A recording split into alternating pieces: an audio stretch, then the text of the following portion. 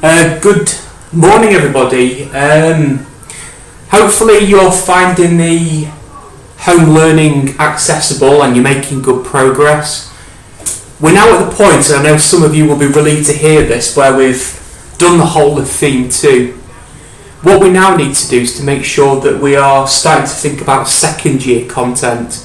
So what I've done, I've selected a second year topic which I think you should be able to access from home, and if we get this done properly, it will mean that you're a little bit ahead of the game for September. So this is from 4.2 of Theme 4, and the topic is called Poverty and Inequality. Now, I think it's worth just mentioning really briefly this. Digestive. Digestive is obviously the acronym to sort of cover macroeconomics. And what we should be comfortable with now is that D stands for development, so looking at living standards in an economy. I will stand for inflation, which we now know is measured by the CPI and the RPI, and our target rate of inflation is 2%. G stands for economic growth, which we measure by a change in GDP. E stands for employment, which is looking at how many people are without work in the economy that are looking for work, and we measure unemployment by the claimant count and the ILO labour force survey. Structure is looking at the range of different things that take place across the economy. T stands for trade, so the UK economy's got a trade deficit, which means the value of our imports exceeds the value of our exports. I stands for inequality. Now this is one that we've not looked at in much detail in Theme 2, but inequality, or a big aspect of inequality, could be looking at poverty. So when I think about I'm thinking about inequality and poverty, and that is going to be the focus of this video. F obviously stands for fiscal performance. So we're looking at there the level of government spending compared to the level of taxation. So this one, everyone, this video is all about I. It's about inequality and poverty. Right, now first things first, but we've got to think about how do we measure poverty. Because you've got to be able to measure something to realise to what extent it is a problem in your economy. It's also worth remembering that the overall objective of economics is ultimately to improve living standards, enable more people to satisfy their wants and needs.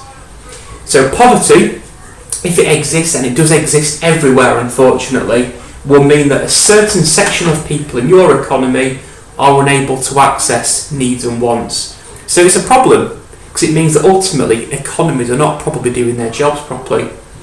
So if we were thinking about how we measure poverty, it can be either absolute or relative poverty. Now absolute poverty is a deep-rooted type of poverty. What this will in effect mean is that people cannot access basic needs. So we're looking here at people that cannot access basic essentials. So if we were looking on a global scale, absolute poverty is biggest in places like Africa, bits of Asia and South America, but it does exist in rich countries like Britain as well. So we're looking here at people that cannot access basic needs. So this could be shelter, it could be basic healthcare, it could be food, it could be clothing, etc. But it is worth noting that there is a bit of a value judgment involved here. What is basic needs? Could we now argue, for example, that an inability to access education is a basic need, and if you can't get that, then you're in absolute poverty? I think we're now at a point where many economists would argue that education, if you cannot access it, will place you in absolute poverty. Now, an internationally agreed measurement of absolute poverty is where incomes fall below $1.90 per day based on purchasing power parities, or PPP.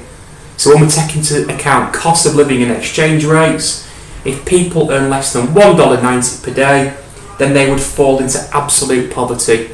So that is deemed to be the minimum level of income you need to have to be able to afford basic needs.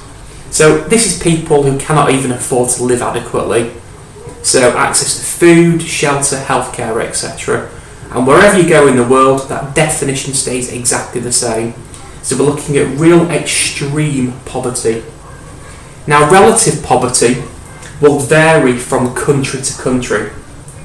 So an agreed definition of this is where earnings fall below some level of national income. So the idea is because average incomes are different all over the world, relative poverty will differ from country to country. So another way of thinking about relative poverty is this. It's where incomes fall below 50 or 60% of median income.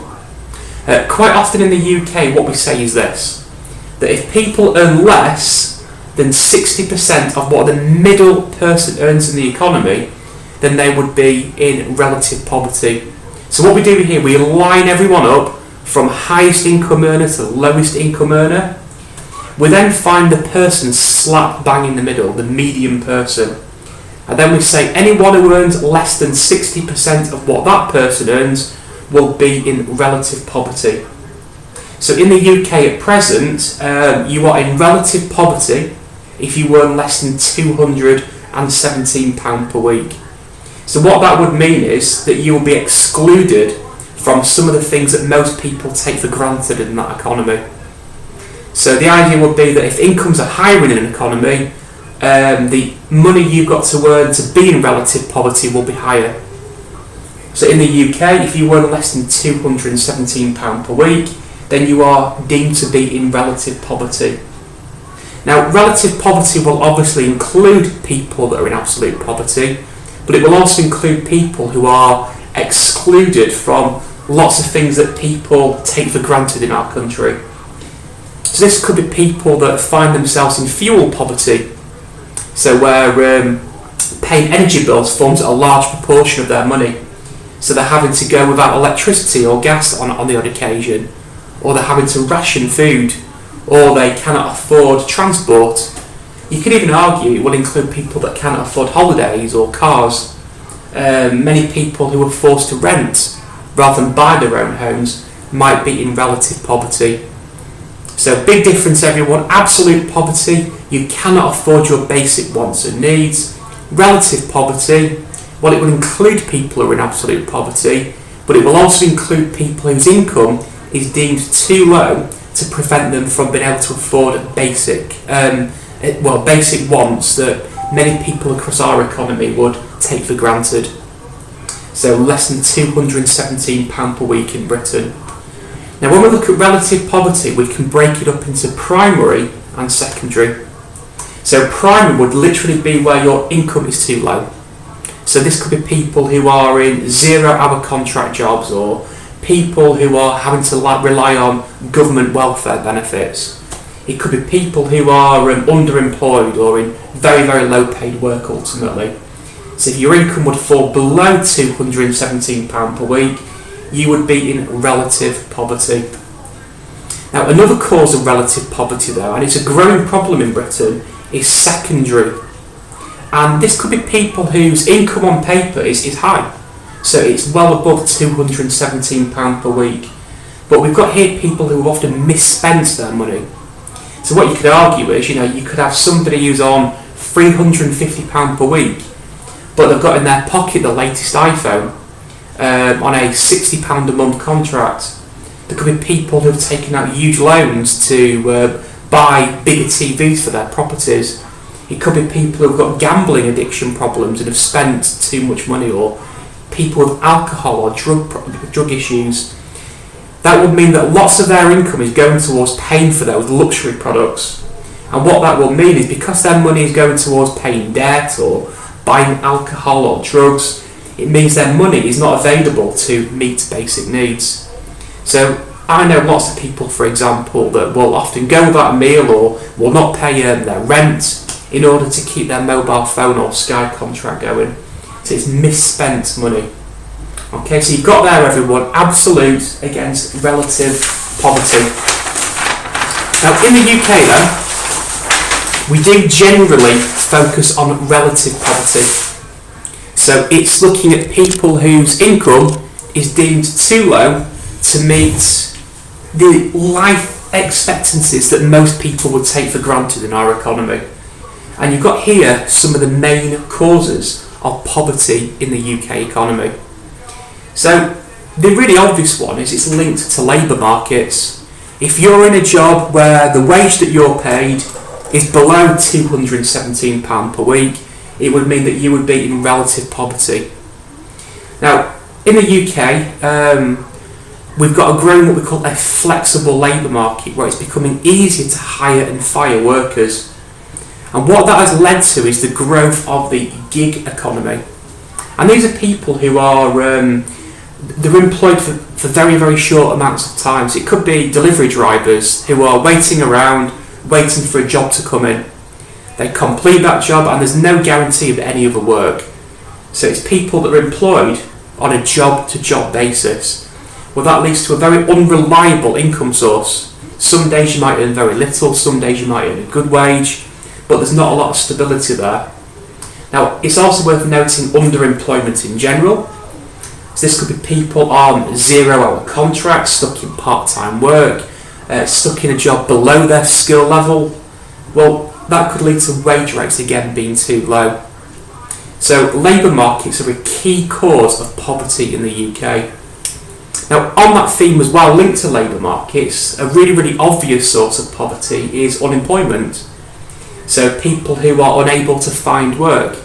So in a recession, cyclical unemployment could place people into poverty when their income falls because of that drop in, that loss of jobs. Mean they've got to rely on government welfare support, so job seekers allowance. But generally, we're looking here at structural or long-term unemployment. Remember, due to change in the UK economy in the last 30 or 40 years, we've had lots of deindustrialisation and lots of big industries have closed down. And that has meant that a lot of people now are stuck in what we call geographical or occupational immobility of labour problems. Now, occupational is linked to a lack of skills, or a lack of skills appropriate for what current businesses want. So if you lack the right skills for jobs in the economy, well, it could mean that you are longer term unemployed and unable to earn the money that you need to escape poverty. Now, geographical is also another factor.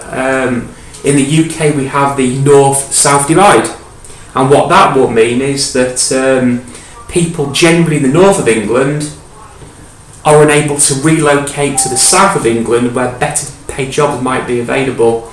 And that is often linked to high transport costs, but also the cost of housing in the south of England being deemed too expensive to relocate. So what these things often mean is that even when the economy grows, these people will remain stuck unemployed. Lack of skills or an inability to relocate to where the jobs are. Now, another cause of poverty in the UK is economic inactivity. So this is people who are unable to work.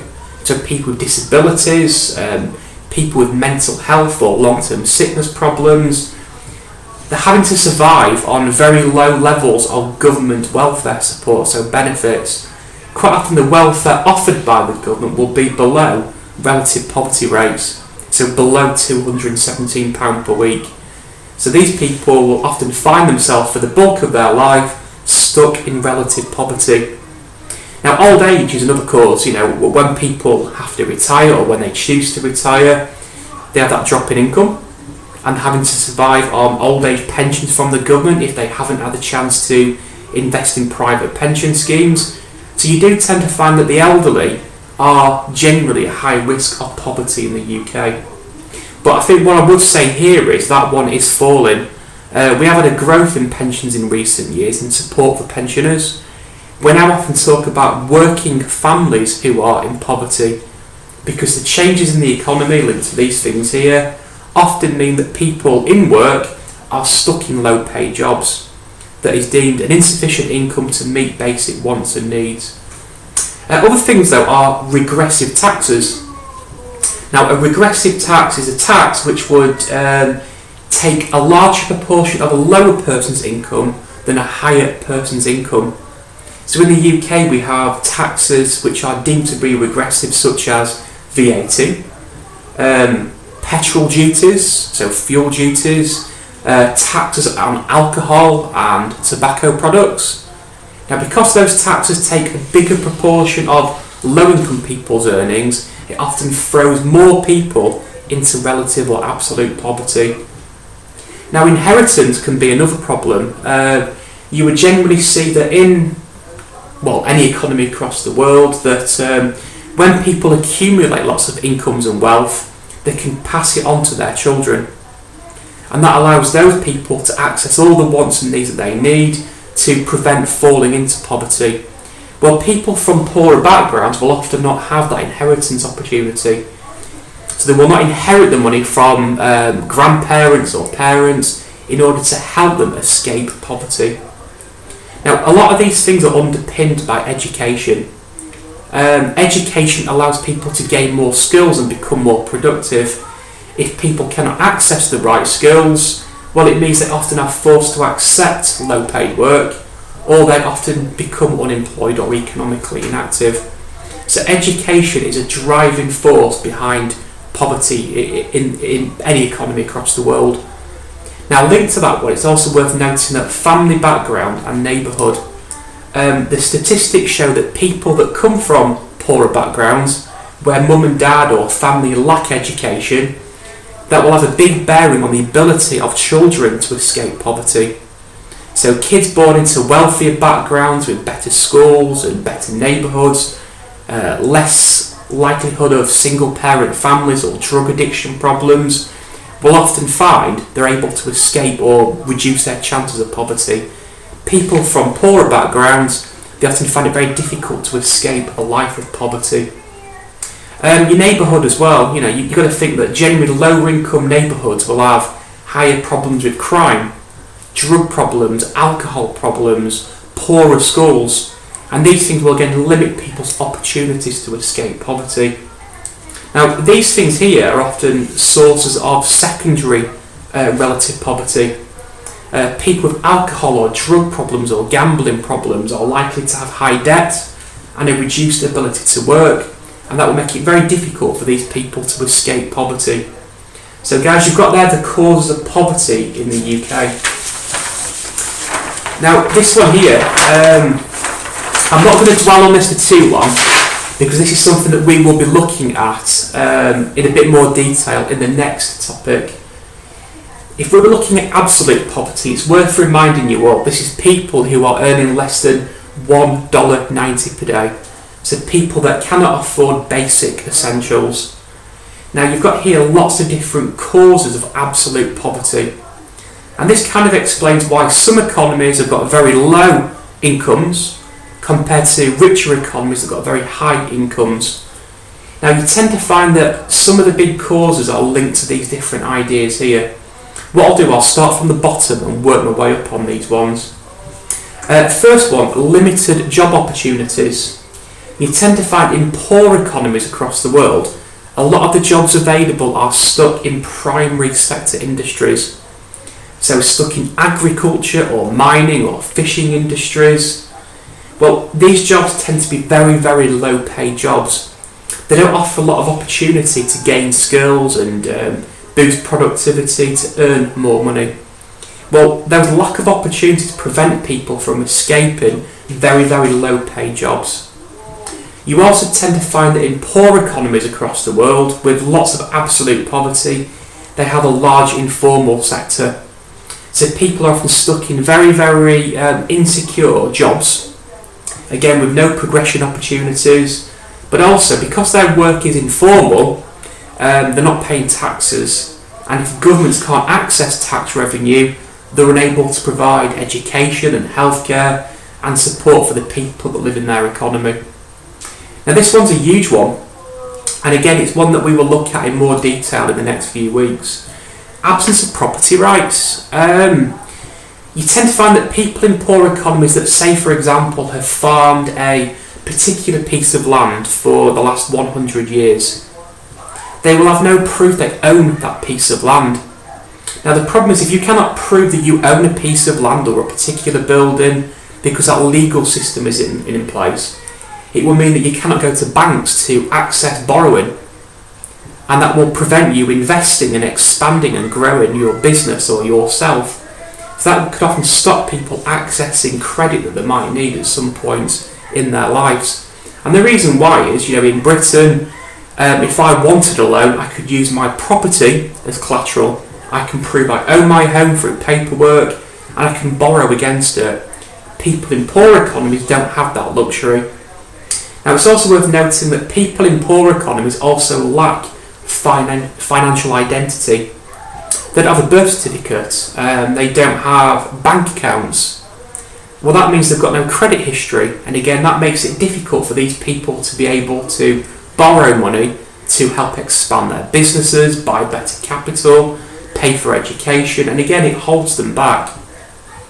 Now, the next one, civil wars and natural disasters. If you live in an economy that's been through civil wars, it will mean that infrastructure has been destroyed, road networks, power supplies, hospitals, schools, and if those things don't exist, it stops people gaining the opportunities they need to escape extreme poverty. Natural disasters, if you lived in an economy with lots of cyclones or tornadoes or earthquakes or droughts or famines, etc., or flooding, well, these things again can destroy infrastructure, but also they prevent people from being able to think or plan long term. Any moment in time, food supplies might be wiped out, and that could plunge more people into absolute poverty. You also tend to find that the poorest economies, the governments of those countries, have borrowed lots of money in the past. And that would mean those high debt levels for governments prevent the governments from investing into improving healthcare, education, and again, these things can really, really hold back the living standards of poor people, because it means that any tax revenue gained is not going towards helping people, it's paying off debt. So again, that can really, really lead to growth in poverty rates. Inability to save. I'm lucky enough that I can save money every single month to cover me for a rainy day, but it also means I can save for retirement. People can save to buy properties, etc. Well, in poor economies, people cannot save because their incomes are too low, and if they cannot save, it means that they are more vulnerable to problems in the economy. So if they were something to lose their jobs, if they've got no savings to fall back on, well, they become destitute really, really quickly. Corruption is also another cause. Government officials are often taking taxpayers' money, embezzling funds into their own pockets, not reinvesting tax money back. Businesses will often only recruit people from certain backgrounds, which prevents people from, let's say, BAME backgrounds from being able to access jobs, and they often get stuck in the lowest paid jobs. By the way, that is a problem in the UK as well. Statistics show that people from black or Asian or minority or other ethnic backgrounds often find it difficult to get into the top paid jobs in our economy. So, racism, sexism are still issues that can lead to inequality and poverty in countries across the world. Absence of government support, look what our government has done for us in our country during the coronavirus. They furloughed workers and carried on paying people. They offer benefits and financial support to people.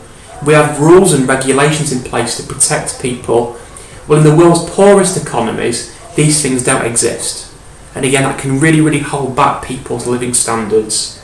High population growth. Well, if your population levels are shooting up and it's growing at a quicker rate than the output of the economy, it will obviously mean over time the output per person will start to fall.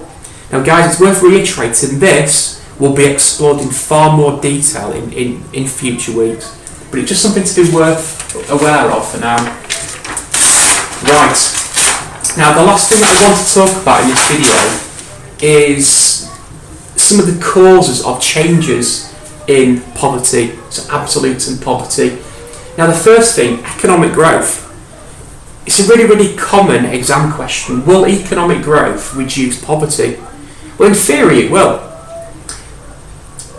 Logic would be that when we have economic growth, we've got a growth in GDP, there's more output being produced, we have a trickle-down effect. As economies grow, businesses got higher demand for goods and services, They will employ more people, which creates more jobs to help people escape poverty. Wage rates will often increase. It means there's more tax revenue being paid because of more profits and higher incomes, which means there's more government money available to provide benefits for people, whether it be old age pensions or unemployment benefits. But also there's more funds available to upgrade public services, give people better access to education and healthcare. So overall, what this should do, because of economic growth, is to create more opportunities for people to escape poverty. If there's more support available and more opportunities for people to do. But there's no guarantee it will reduce poverty. We've got to be thinking about, will it simply lead to more inequality? All it could do is to push more money into the pockets of the rich, and it might not trickle down. There's that logic that when economies grow, those people that own shares, those people that own property, businesses, those are the ones that get the most of the benefits of economic growth. How much will trickle down to the poorest people in an economy? Again, we've got to think about these three questions: what, how and for whom. If the growth is literally because of a civil war producing more ammunition and bullets and guns, that's not going to improve reduce poverty rates and boost living standards. How is it produced? Is it creating more environmental problems? Is it exploiting poor people or not when they produce goods and services? And then again, the link to inequality. Who's getting what we produce? Is it being shared out equally? In the UK, when economies grow, house prices tend to increase. Well, that is good for homeowners, but it's not very good for your poorest people in society. It could mean that growth in house prices make it more difficult for people to afford their first home. They're forced to live in rental accommodation for a lot longer period of time. So everyone, growth on its own will not guarantee a reduction in poverty. What we often say is that a more important thing to strive for is economic development. So we're going to be looking at the quality of the growth. So when economies grow, is it improving living standards? Is it leading to more education, more healthcare, more and better paid jobs for low-income workers? Is it helping those who are long-term unemployed get the skills to get jobs? If it is, then that should lead to a reduction in poverty rates. Governments also have got a key role in reducing poverty. So governments, for example, can use progressive taxes, where they tax higher income people more than low income people. They can redistribute that through benefits to lower income people. They can use it to fund more education, more healthcare, again, to benefit people. So guys, what you've got here then is an overall introduction into this topic on poverty. The key thing for me is you've been aware of the differences between absolute and relative poverty, but also been aware of some of the different causes of absolute and relative poverty. Right guys, thank you very much for listening.